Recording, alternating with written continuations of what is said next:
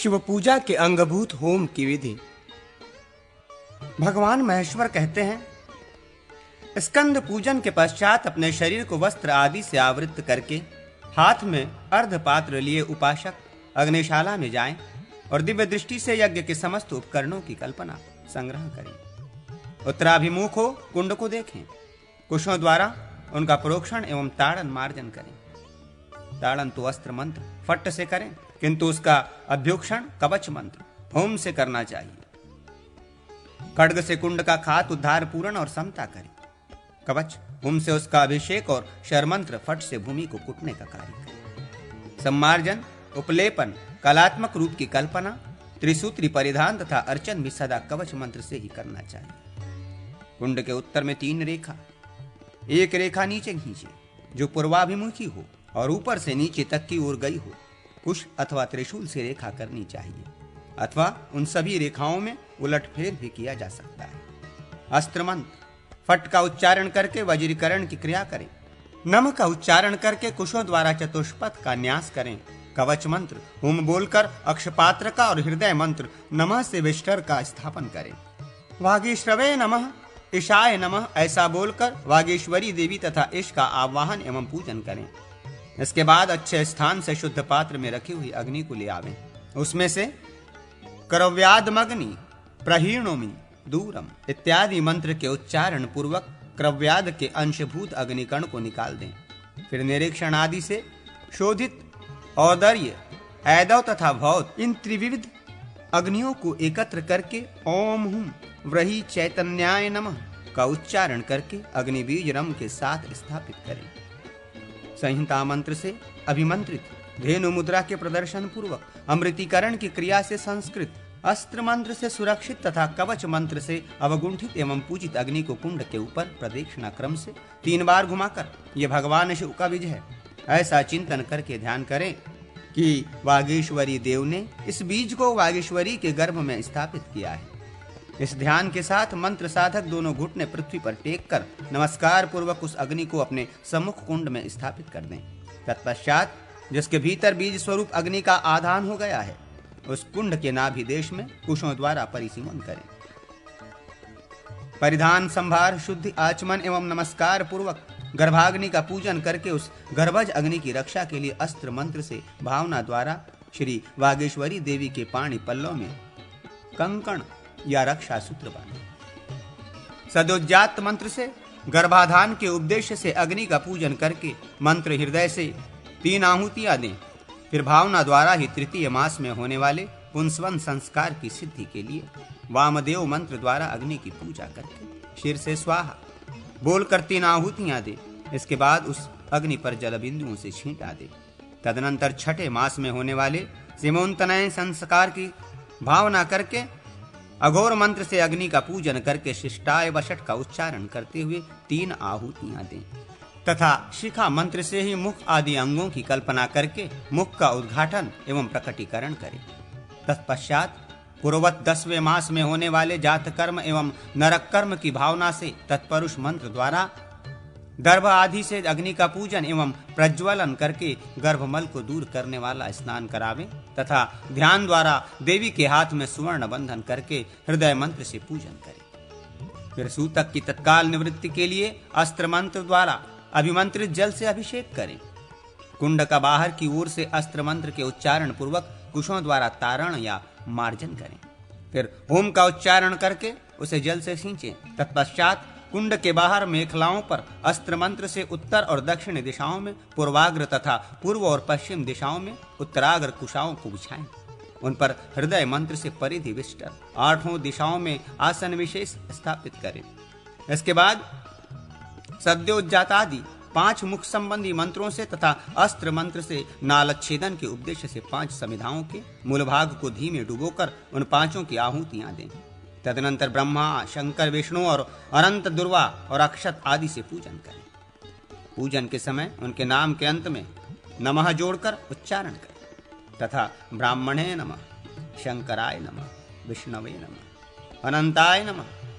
फिर कुंड के चारों ओर बिछे हुए पूर्वोक्त 8 विष्टरों पर पूर्वादि दिशाओं में क्रमशः इंद्र, अग्नि, यम, नियति, वरुण, वायु, कुबेर और ईशान का आह्वान और स्थापन करके ये भावना करें कि उन सब का मुख अग्निदेव की ओर है।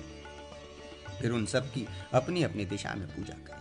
पूजा के समय उनके नाम मंत्र के अंत में नमः जोड़कर बोलें तथा इंद्राय नमः इत्यादि। इसके बाद उन सब देवताओं को भगवान शिव की ये आज्ञा सुनावे, देवताओं, तुम सब लोग विघ्न समूह का निवारण करके इस बालक अग्नि का पालन करो।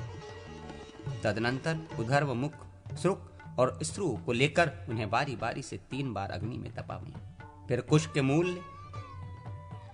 मूल, मध्य और अग्रभाग से उनका स्पर्श करावें। कुश से स्पर्श कराए हुए स्थानों में क्रमशः आत्म तत्व, विद्या तत्व और शिव तत्व, इन तीनों का न्यास करें। न्यास वाक्य इस प्रकार है: ओम हाम आत्म तत्वाय नमः, ओम ह्रीं विद्या तत्वाय नमः, ओम हुं शिव तत्वाय नमः। तत्पश्चात श्रुक में नमः के साथ शक्ति का और श्रुक में शिव का न्यास करें, यथा शक्ताय नमः, शिवाय नमः। फिर 3 आवृत्ति में फैले हुए रक्षा सूत्र से श्रुक और श्रुक दोनों के ग्रीवा भाग को आविष्कृत करें।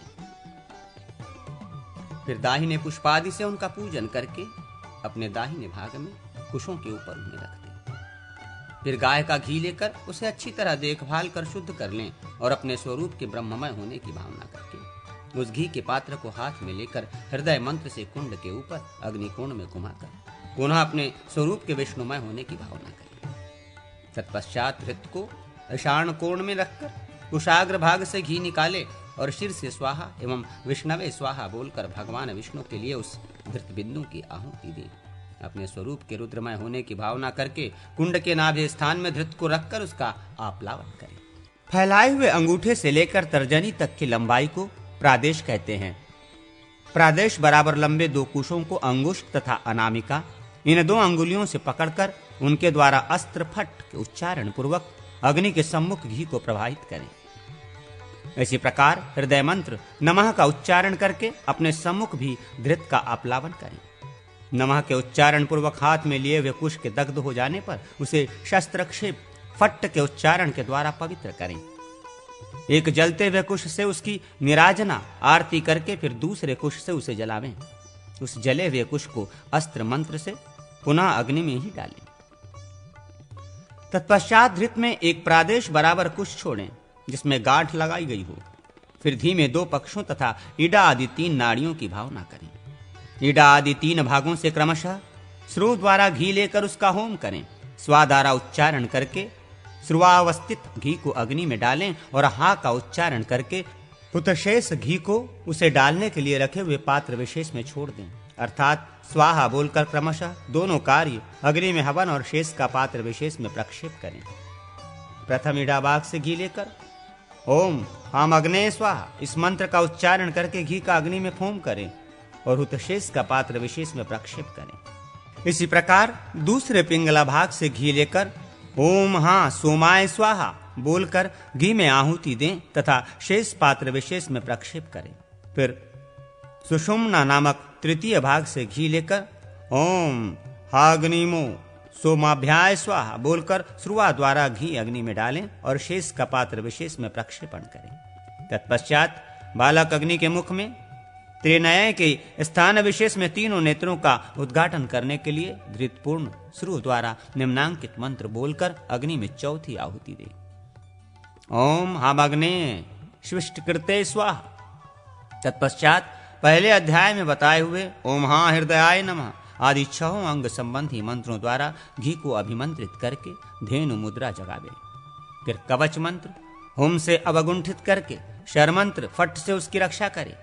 इसके बाद हृदय मंत्र से धृत बिंदु का उक्तक्षेपण करके उसका अभ्युक्षण एवं शोधन करें। साथ ही शिव स्वरूप अग्नि के 5 मुखों के लिए अभिधार होम, अनुसंधान होम तथा मुखों के एकीकरण संबंधी होम करें। अभिभार होम की विधि यूं है: ओम हाँ सद्यो जाताय स्वाहा, हाँ वामो देवाय स्वाहा, हाँ अघोराय स्वाहा, ओम हाँ तत्पुरुषाय स्वाहा, ओम हाँ ईशानाय स्वाहा। इन 5 मंत्रों द्वारा सद्यो जाता आदि 5 मुखों के लिए अलग अलग क्रमशः घी की एक एक आहुति देकर उन मुखों को अभिघारित घी से आप्लावित करें। यही मुखाभिहार संबंधी होम है। तत्पश्चात दो दो मुखों के लिए एक साथ आहुति दें। यही मुखानुसंधान होम है। ये होम निम्नांकित मंत्रों से संपन्न करे। तदनंतर कुंड में अग्निकोण से वायव्य कोण तक तथा नैऋत्य कोण से ईशान कोण तक घी की अविच्छिन्न धारा द्वारा आहुति देकर उक्त पांचों मुखों की एकता करें। इस मंत्र से पांचों मुखों के लिए एक ही आहुति देने से उन सब का एकीकरण होता है। इस प्रकार इष्टमुख में सभी मुखों का अंतर्भाव होता है, अतः वो एक ही मुख उन सभी मुखों का आकार धारण करता है। उन सब के साथ उसकी एकता हो जाती है। इसके बाद कुंड के ईशान कोण में अग्नि की पूजा करके अस्त्र मंत्र से 3 आहुतियां देकर अग्नि का नामकरण करें। हे अग्निदेव, तुम सब प्रकार से शिव हो, तुम्हारा नाम शिव है। इस प्रकार नामकरण उनके नमस्कार पूर्वक पूजित हुए माता पिता वागीश्वरी अथवा शक्ति एवं शिव का अग्नि में विसर्जन करके उनके लिए विधि पूर्वक पूर्णाहुति दें। मूल मंत्र के अंत में वौषट पद जोड़कर यथा ओम नमः शिवाय वौषट ऐसा कहकर शिव और शक्ति के लिए विधि पूर्वक पूर्णाहुति देनी चाहिए। तत्पश्चात हृदय कमल में अंग और सेना सहित परम तेजस्वी शिव का पूर्ववत आह्वान करके पूजन करें और उनकी आज्ञा लेकर उन्हें पूर्णतः तृप्त करें। यज्ञाग्नि तथा शिव का अपने साथ नाड़ी संधान करके अपनी शक्ति के अनुसार मूल मंत्र से अंगों सहित दशांश होम करें। दूध, घी और मधु का एक एक कर्ष 16 माशा होम करना चाहिए। दही की आहुति की मात्रा 1 सुत ही बताई गई है। दूध आहुति का मान 1 पसर है। सभी भक्ष्य पदार्थों तथा लावा की आहुति की मात्रा 1 मुट्ठी है। मूल के 3 टुकड़ों की 1 आहुति दी जाती है। फल की आहुति उसके अपने ही प्रमाण अनुसार दी जाती है, अर्थात 1 आहुति में छोटा हो या बड़ा 1 फल देना चाहिए, उसे खंडित नहीं करना चाहिए। अन्न की आहुति का मान आधा ग्रास है। जो सूक्ष्म किस्मस आदि वस्तुएं हैं उन्हें 1 बार 5 की संख्या में लेकर होम करना चाहिए। 1 की आहुति का मान 1 पोर है। लताओं की आहुति का मान 2-2 अंगुल का टुकड़ा है। पुष्प और पत्र की आहुति उनके अपने ही मासे में दी जाती है, अर्थात 1 आहुति में पूरा फूल और पूरा 1 पत्र देना चाहिए। समिधाओं की आहुति का मान 10 अंगुल है। कपूर, चंदन, केसर और कस्तूरी से बने हुए दक्ष कर्दम अनुलेप विशेष की मात्रा 1 कलाय मटर या केराव के बराबर है। गुग्गुल की मात्रा बेर के बीज के बराबर होनी चाहिए। कंदों के 8वें भाग से 1 आहुति दी जाती है। इस प्रकार विचार करके विधि पूर्वक उत्तम होम करें। इस तरह प्रणव तथा बीज पदों से युक्त मंत्रों द्वारा होम कर्म संपन्न करना चाहिए। तदनंतर घी से भरे हुए श्रुक के ऊपर अधोमुख श्रु को रखकर श्रुक के अग्रभाग में फूल रख दें। फिर बाएं और दाएं हाथ से उन दोनों को शंख की मुद्रा से पकड़ें। इसके बाद शरीर के ऊपरी भाग को उन्नत रखते हुए उठकर खड़ा हो जाएं। पैरों को समभाव से रखें। श्रुक और श्रु दोनों के मूल भाग को अपनी नाभि में टिका दें। नेत्रों को श्रुक के अग्रभाग पर ही स्थिरता पूर्वक जमा रखें। ब्रह्मा आदि कारणों का त्याग करते हुए भावना द्वारा सुषुम्ना नाड़ी के मार्ग से निकलकर ऊपर उठे। श्रु के मूल भाग को नाभि से ऊपर उठाकर बाएं स्तन के पास ले आवें। अपने तनमन से आलस्य को दूर रखें तथा ओम नमः शिवाय वौषट इस प्रकार मूल मंत्र का वौषट पर्यंत स्पष्ट मंद स्वर से उच्चारण करें और उस घी को जौ की सी पतली धारा के साथ अग्नि में होम कर दें। इसके बाद आचमन, चंदन और तांबूल आदि देकर भक्तिभाव से भगवान शिव के ऐश्वर्य की वंदना करते हुए उनके चरणों में उत्तम साष्टांग प्रणाम करें। फिर अग्नि की पूजा करके ओम हस्त्राय फट के उच्चारण पूर्वक संहार मुद्रा के द्वारा संवरों का अपहरण करके इष्ट देव से भगवान मेरे अपराध को क्षमा करें ऐसा कहकर हृदय मंत्र से पूरक प्राणायाम के द्वारा उन तेजस्वी परिधियों को बड़ी श्रद्धा के साथ अपने हृदय कमल में स्थापित करें। संपूर्ण पाक रसोई से अग्रभाग निकालकर कुंड के समीप अग्निकोण में 2 मंडल बनाकर एक में अंतर बलि दें, दूसरे में बाह्य बलि। प्रथम मंडल के भीतर पूर्व दिशा में ओम हा रुद्रभे स्वाहा इस मंत्र से रुद्रों के लिए बलि उपहार अर्पित करें। दक्षिण दिशा में ओम हाम मातृभ्ये स्वाहा कहकर मातृका के लिए पश्चिम दिशा में ओम हा गणभे स्वाहा तेजभ्यो बलिरस्तु ऐसा कहकर गणों के लिए उत्तर दिशा में ओम हाम यक्षम्भे स्वाहा तेजोम्भे स्वाहा बलिरस्तु कहकर यक्षों के लिए ईशान कोण में ओम हा ग्रभ्ये स्वाहा देवभ्योम बलिरस्तु, ऐसा कहकर ग्रहों के लिए। अग्निकोण में ओम हाम असुरभ्य स्वाहा तेभ्योम बलिरस्तु, ऐसा कहकर असुरों के लिए। नैऋत्य कोण में ओम हा रक्षभ्यो स्वाहा तेभ्योम बलिरस्तु, ऐसा कहकर राक्षसों के लिए। वायव्य कोण में ओम हा नागभ्ये स्वाहा तेभ्योम में बलिरस्तु, ऐसा कहकर नागों के लिए। तथा मंडल के मध्य भाग में ओम हा नक्षत्रेभ्य स्वाहा तेभोभ्यम बलिरस्तु, ऐसा कहकर नक्षत्रों के लिए बलि अर्पित करें। इसी तरह ओम हा राशिभ्य स्वाहा तेभोभ्यम बलिरस्तु, ऐसा कहकर अग्निकोण में राशियों के लिए। ओम हा विश्वभ्यो देवभ्यो स्वाहा तेवभ्योम बलिरस्तु, ऐसा कहकर नैऋत्य कोण में विश्व देवों के लिए। तथा ओम हाम क्षेत्रपालाय स्वाहा तस्मार्यम बलिरस्तु, ऐसा कहकर पश्चिम में क्षेत्रपाल को बलि दें। तदनंतर दूसरे ब्राह्य मंडल में पूर्व आदि दिशाओं के क्रम से इंद्र, अग्नि, यम, नैऋत्य, जलेश्वर, वरुण, वायु, धनरक्षक कुबेर तथा ईशान के लिए बलि समर्पित करें। फिर ईशान कोण में ओम ब्रह्मणे नमः स्वाहा कहकर ब्रह्मा के लिए तथा नैऋत्य कोण में ओम विष्णवे नमः स्वाहा कहकर भगवान विष्णु के लिए बलि दें। मंडल से बाहर काक आदि के लिए भी बलि देनी चाहिए। आंतर और बाह्य दोनों बलियों में उपर्युक्त होने वाले मंत्रों को संहार मुद्रा के द्वारा अपने आप में समेट लें।